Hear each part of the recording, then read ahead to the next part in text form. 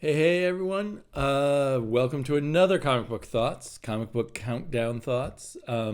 This time I just have 8 comics. They're from the Wednesday before yesterday. Today's Thursday. I did pick up my new comics yesterday, but on Monday I picked up the new comics from the week before, and I've just finished reading those. And I thought I'd give you my thoughts on those because I like to give thoughts on everything I read if possible, which of course is often not possible. There's a lot I read which I don't end up telling you guys about, especially when I read it with my daughter. But while I'm at it, I haven't even pulled them out of the bag yet, the comics I picked up yesterday, which include some back issues. I'll show you what I grabbed after I do the countdown. And even though I want to shout out 2 people, even though I've shouted them out before, but I saw the last 2 really great comic book videos I saw were by these 2 guys. 2 of my favorites who I don't ever, if I can possibly, unless I accidentally miss them, I try not to miss any of their videos. So, Centari Stir Fry, I've mentioned him a number of times before. He is hilarious. I love his sense of humor. I also just love his taste in comics and hearing his thoughts on things. And, he leaves me in the dust in terms of making interesting to watch and listen to videos. And his most recent video is like, I saw the title and I was going, oh God, I don't want to watch this. It's something about cracking open CGCs or something, or unboxing CGCs, not cracking them open, I'm sorry. And I couldn't care less about CGCs. I didn't literally say, oh God, I don't want to watch it, but I thought, oh, this is going to be a less interesting Centari Stir Fry. But he did an amazing job, and it was actually about all the stuff he'd picked up in the past week, plus some stuff, CGCs he got in the mail. And it was all interesting because he makes it interesting. He's an interesting comic book person. And then another very interesting comic book person is Bob from Everything Comics, and he just dropped a video that is his comic book origin story, and I thought it was great. He has a great comic book origin story. It ties into important things about childhood and the lifelong love of this art form. So I just thought it was excellent. It was one of I love hearing people's comic book origin stories, and his was a really good one. I don't know if people do that as often as they used to. Or, comic book YouTube is so big now, I may be missing a lot of people's comic book origin stories, unfortunately. Before I started my videos 7.5 years ago, what caught my attention is I found a series of videos where people were telling their comic book origin story. And this was back when YouTube's algorithms were different. And so if you watched a comic book video, everything on the sidebar would be more comic book videos. And so soon I was watching the history of everybody's, origins in comics, who were on YouTube back 7 or 8 or 9 years ago. Constant Bromstar and Howler Mouse and Edward 297, whatever Edward's numbers are, and lots of other people, most of whom are gone now from YouTube. Like MAW with a whole bunch of numbers. Anyway, I digress way too much. So, but check out Centuri Stir Fry and check out Everything Comics. These are, in my opinion, for what I want out of comic book videos, these are guys currently doing good stuff. So, all the comics I read this past, 3 days really, because I picked them up on Monday, were really good. But I am managing to rank them, and the first 2 frustrated me to a degree. So Trees by Warren Ellis and Jason Howard, fantastic artist Jason Howard, comes in at my lowest rank of number 8. And the main reason is because these rankings, to remind anyone who doesn't remember or hasn't heard me say it before, these rankings are subjective based on my enjoyment at the time I read the comic. And the problem with this is I couldn't remember who was who and what was what. I remember there's a murder mystery. There's a woman cop, so I remember who she is. and that's about it. I couldn't remember who any of the other characters were, and there just weren't enough clues. And I just couldn't figure it out. I mean, look, this awesome art. I imagine if I go back and reread the whole series, which I think is just going to be 6 or 7 issues, then this issue will just be a nice piece in all of that. But in the month or a little more than a month's time since the last issue of Trees, I just couldn't put it together. So I felt kind of frustrated, and I wished that the often minimalist style of Warren Ellis just gave us a little more, or give us a little chart of all the characters at the front and a little bit of clues. I don't know why all monthly comics don't just give you that. Marvel comics do that, which is a very good thing, and a few of the indie comics do that, but I think everyone should. So, and similarly, kind of a similar reaction to Batman's Grave. I enjoyed it. It's also Warren Ellis. What do you know? Warren Ellis, one of my favorite writers, has the 2 bottom comics. In at number 7 it wasn't that I didn't remember. Like, I remembered Batman was working on a crime and had figured out where the bad guy must be hiding under the floorboards. I thought Batman was in a virtual reality figuring it out, but now he's in reality fighting the bad guy.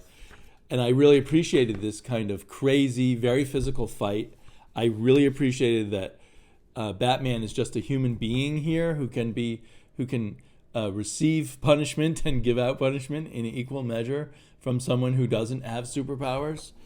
So I really like that. I'd like to get Batman back down to this level in his regular comics. Things are too easy for Batman than they should be.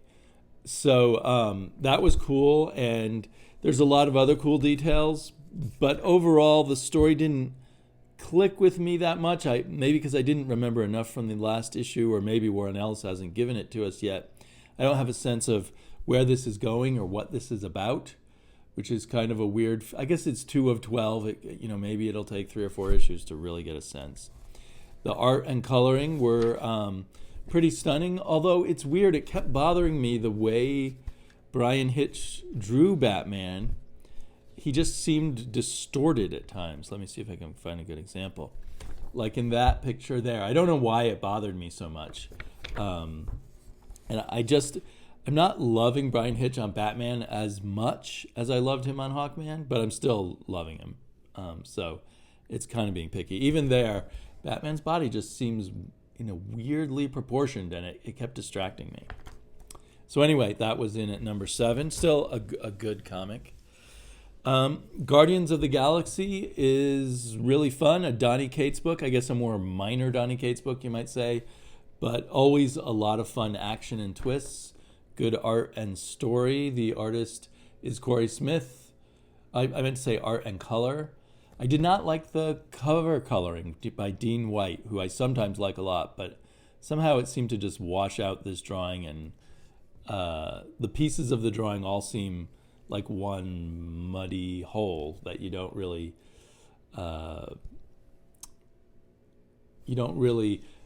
focus your eye anywhere, I guess. And the picture really didn't tell much of a story, I suppose. I do like covers that have more of a sense of a story than are just like a poster of all the heroes coming at you. It's part of being an old guy, I guess, and liking my favorite stuff is the Silver Age and Bronze Age covers. So anyway, this was a cool story with some twists.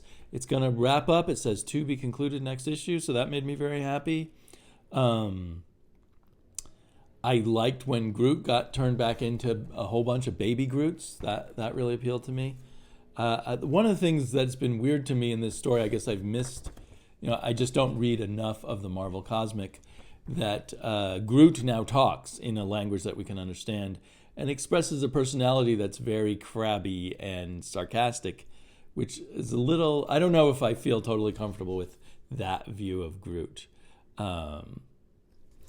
Anyway, this was I'm not always a fan of just the big illustration, kind of as I was saying with stories, but this was a pretty incredible story of all these mind-controlled heroes. And I could have sworn that is Bug from Micronauts, And I almost wondered if this character here is from Micronauts. I'm not sure, but I don't think Marvel has the rights to Micronauts, although maybe Bug is a character they created themselves. I'm not sure, or if it's just they're sneaking in some stuff. So I didn't recognize all the characters in here, and I hope to try to figure that out. This was a really fun double-page spread.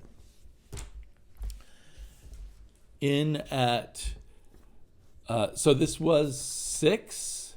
The Guardians of the Galaxy was 6. In at number 5 is Edgar Allan Poe's Snifter of Terror, Season 2, Issue 2.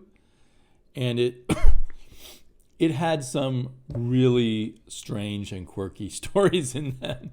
One took Edgar Allan Poe's poem about the conqueror worm. I think it was a poem, which was just a metaphor about how death always takes over, and posited a kind of semi-Lovecraftian horror story where the worms are really who is in control of our world, and they just manipulate us so that we can all become worm food eventually. And the logic of that is not great because obviously worms don't need to eat humans. They can eat any dead things. But I appreciate it was just a fun, quirky story. The art seemed a little bit on the Photoshoppy side, but other than that, I really liked it. And then we got a return to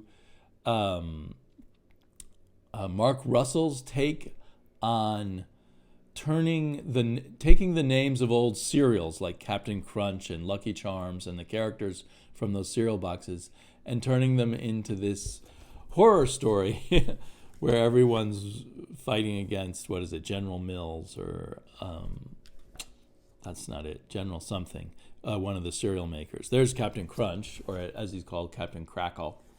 So anyway, this was really fun too, a crazy, wacky story. And then the comic wound up with this 2-page Edgar Allan Poe and the Black Cat slapstick cartoon by the super awesome Hunt Emerson, underground comic artist of old from England. And the great thing, I don't know if he did this in previous Poe and the Black Cat comics, but there's lots of little shout-outs to the Crazy Cat comic strip by Harryman. I forget what Harryman's first name was. George Harryman. Back in the 20s, I believe. These kind of surreal backgrounds come straight out of Crazy Cat. So, this was really cool. So, a very fun issue. I would say, the reason why I didn't rank it at number 1 or number 2 is the stories were wacky fun, but they didn't rise above to some superior level. But anyway, I really enjoyed this. A lot more than issue 1 of Edgar Allan Poe, volume 2. Another really enjoyable, but with some flaws, comic was Savage Sword of Conan, number 11, part 2, and the final part of this story by Roy Thomas and Alan Davis. And I was really excited about Alan Davis doing Conan, but the flaw in this is I don't really love Alan Davis's Conan. I guess he's not really meant to be a Conan artist. He's a bit of a he's a very Neal Adams influenced artist, and Neal Adams did it awesome. I think there was 2 Conan stories that Neal Adams illustrated himself, maybe 1 or 2 others he inked, and he always did an awesome job with Conan. And this has shade, it reminds me in brief panels of Neal Adams' Conan, and there were some good panels here, but the way the Conan himself just didn't work for me. He seemed awkward and just not. It's amazing how much artists matter to me on Conan.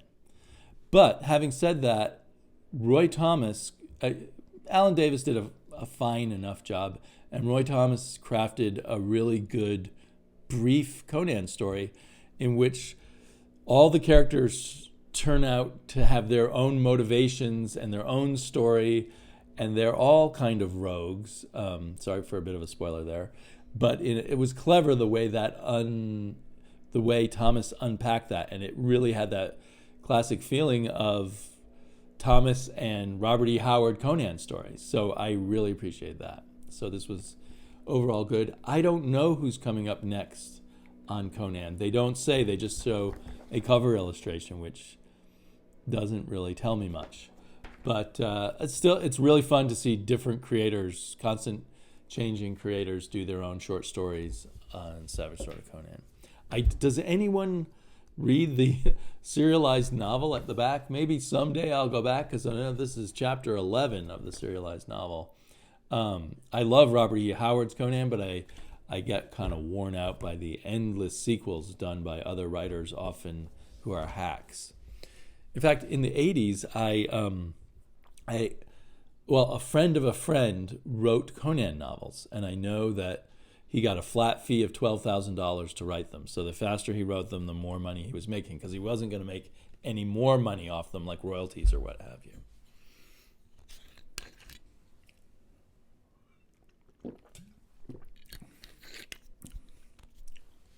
But definitely read the Robert E. Howard, the original author from the 20s of Conan, 30s, I think.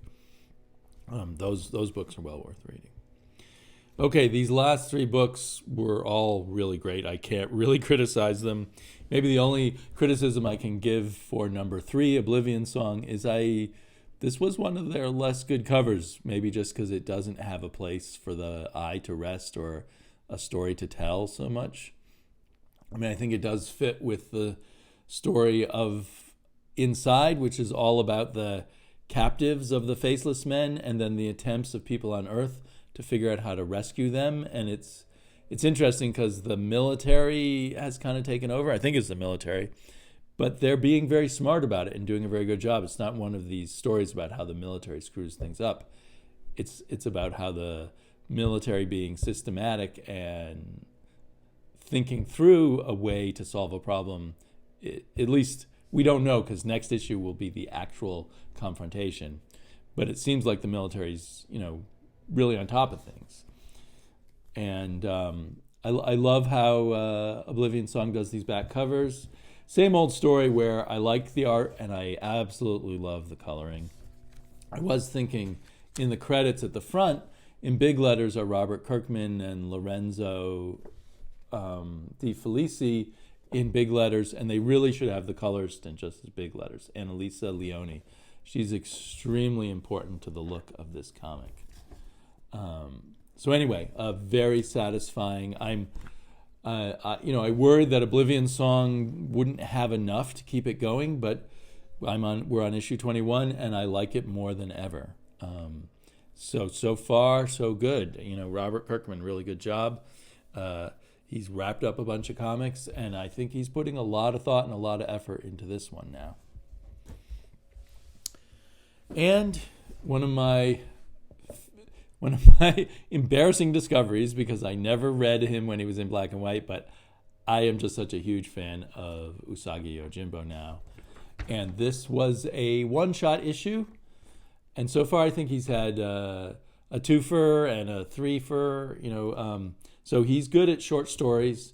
And this one is a 35th anniversary issue that retells in greater detail Usagi Yojimbo's origin. And it was really cool. A story of loyalty and betrayal, and kind of had that mythic fairy tale quality to it, plus kind of a feeling of historical grittiness, all told with funny animals. So funny animals that are not funny at all. That's the weird thing. But this was an amazingly good issue.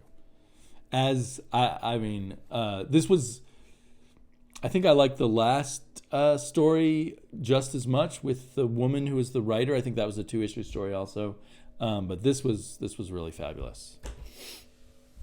And then I was really surprised, and part of me feels like I shouldn't count as so Usagi Yojimbo number 2. In a way, he was number 1, because my number 1 is a comic from, they don't give the date here, but I want to say 1974. It's the facsimile edition of the first appearance of Blade the Vampire Slayer, issue number 10 of the Tomb of Dracula. Unfortunately, the one thing that they change is the indicia, and they don't say the original date of publication down here. So that bummed me out. This was written by Marv Wolfman, drawn by, or pencils by Gene Colan and inks by Jack Abel. The weakest part is probably the inks. Jack Abel is an inker I liked a lot as a kid, but he doesn't suit Gene Colan so much. But it's incredible, the twists and turns of this story, and the evilness of Dracula, and the creepiness of the stuff that goes on, and this adventure on this rich person's pleasure yacht full of rich and famous people that Dracula has come to subvert. And, they pack the amount of story, as we've often noticed, pack the amount of story that might go into 6 issues of another modern comic. And it doesn't at all feel cramped or rushed, maybe because they use a lot of dialogue and a lot of panels. And Marv Wolfman is just really artful in his placement of the plot elements and the twists and turns. And as we know, back then, the artist was actually doing a lot of the pacing too. So Gene Colan should take a lot of credit for it. It's the storytelling teamwork of Gene Colan and Marv Wolfman. So that was a really fun surprise for me. I picked it up and I thought, I'll just read it. I also say I love that picture of Blade there. The cover, usually I love Gil Kane, but I'm not that crazy about Gil Kane's drawing a Blade here. But Gene Colan's drawing a Blade, very awesome. So this is not the origin of Blade, it's just his first appearance. And his introduction as kind of a working on his own agency without the other vampire hunters. And he eventually becomes the part of the tapestry of all the vampire hunters working together and trying to catch up with Dracula. And a great thing about Marv Wolfman's Dracula run is how he kept enriching the cast and took the basic theme of trying to hunt down the evil Dracula and showing Dracula's evil schemes that get foiled by these vampire hunters, and constantly enriching the tapestry of it all. So this has me inspired to dive back in and try to reread that run at some point. So yeah, number 1, With a Bullet, the comic book from the 70s. There are plenty of comic books that I read back from the Bronze Age. I'll go back to them and I'll say, this is a real slog to get through. But, my memories of how great The Tomb of Dracula were completely fulfilled, and more in rereading this as an adult. So, 8 comics, and it still took me 22 minutes to discuss them. There's just something about me. I can't talk for less than 20 minutes, I guess. Beware anyone who meets me in person. What a blabbermouth I'm going to be. So let me show you, since I'm already kept you a long time, what I picked up yesterday. Let's see. I grabbed a lot. So first off, I picked up, that was not on my pull, but after the excitement of reading that Tomb of Dracula, I thought, well, I'll take a crack and see how the old Neal Adams and Denny O'Neill comic book stacks up with this. I flipped through it already. I don't think I ever read this issue. I thought I had. I thought at some point in the 80s I got the Baxter editions with all the Green Arrow, Green Lantern, Neal Adams books reprinted together. Maybe I did, and maybe I've just forgotten this story. So I'm kind of excited to read it because I don't remember much about it, other than what everyone knows from looking at the cover. Which, in my flipping through, I saw that was the last panel of the comic was the same as the cover. So they gave away the ending of the story on the cover in a way. So also, and another thing that I picked up that was not on my pull is Conan number 11. I had taken the regular Conan book off my pull list because I just found the story frustrating somehow. But I picked up the issues I'd been missing, maybe the last 4 ones before this, for 50% off at a sale. So I figured I'll get this. I think they're getting near the end of the story about Conan versus this Blood Witch or whatever. Or maybe they already finished it. I'll see. An awesome cover anyway. And I'm in a Conan mood. I need more Conan. Okay, and then Jimmy Olsen number 5. This comic's been growing on me. My shop gets stuck with all the B covers, the ones with no logo on them. So they only had this one copy. They tried to give me one of the no logo ones. But I guess they not get to choose which cover they get? Because my comic shop, anyway, seems to get stuck with a lot of the logo-less covers. I don't know if they sell as well. The average person going in the store that doesn't even know to figure out what the comic book is when there's no logo. Got King Thor. This has been a fun action book. I got Rye number 1. And the reason I got it is Juan Jose Ripe. I haven't seen his art in a while. I know he kind of became exclusive to Valiant, and he did some comics for them, and then I haven't seen anything by him lately. So when I saw in previews that Rye was going to have Mr. Ripe, Juan Jose, I had to get it. Juan Jose is just, I don't know, one of those artists that I always get a kick out of whatever he does.